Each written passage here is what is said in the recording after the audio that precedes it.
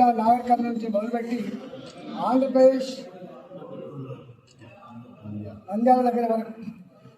నంద్యాల వరకు ఇక్కడ ఇటువైపు ఏమో కృష్ణానది ఒడ్డుకున్నటువంటి సోమశిల కావచ్చు, అటుపక్కకు ఉన్నటువంటి సిద్ధేశ్వరం కావచ్చు.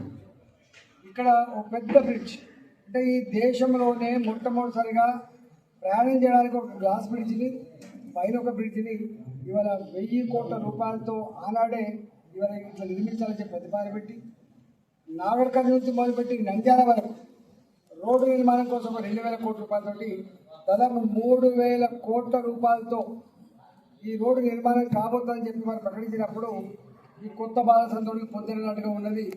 ఈయనకు ఇప్పుడిప్పుడే రాజకీయాలకు వచ్చింది కాబట్టి తెలియనట్టుందని చెప్పి మాట్లాడారు. కానీ ఇవాళ ప్రజలకు అది నిజమని వాళ్ళ కళ్ళ ముందు కనపడతా ఉంది. ఈ ప్రాంతంలో టూరిజం పెద్ద ఎత్తున పెరిగేందుకు ఆస్కారం. పేదరికంలో అంటే రిమోట్ ప్రాంతాలు కాబట్టి, పేదరికంలో మధ్య ప్రజలు కాబట్టి మేము చూస్తూ ఉన్నాం.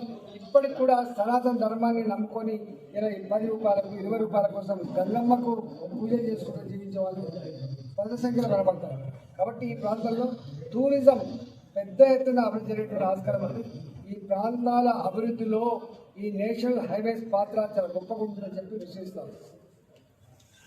మట్టి రోడ్లు, కంకర రోడ్లు తప్ప డాంబర్ రోడ్లు దిక్కు లేవు.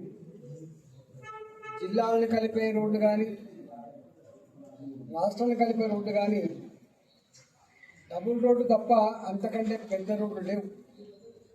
ఆ రోడ్లు కూడా గతుకులు 20 కిలోమీటర్లు 30 కిలోమీటర్ల స్పీడ్ ఉండేది.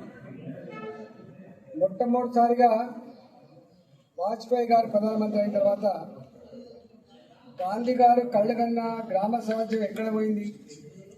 ఇప్పటికీ ఈ కాలంలో రోడ్డు సౌకర్యం నోచుకోలేకపోయింది గ్రామీణ ప్రాంతాలని చెప్పి గ్రామాలకు రోడ్లు అందించాలని చెప్పి PMGSY ప్రధానమంత్రి గ్రామీణ సడక్ యోజన కింద మొట్టమొదటిసారిగా డాంబర్ రోడ్లు అందించిన చరిత్ర వాజ్పేయి గారిది, భారతీయ జనతా పార్టీ ప్రభుత్వం.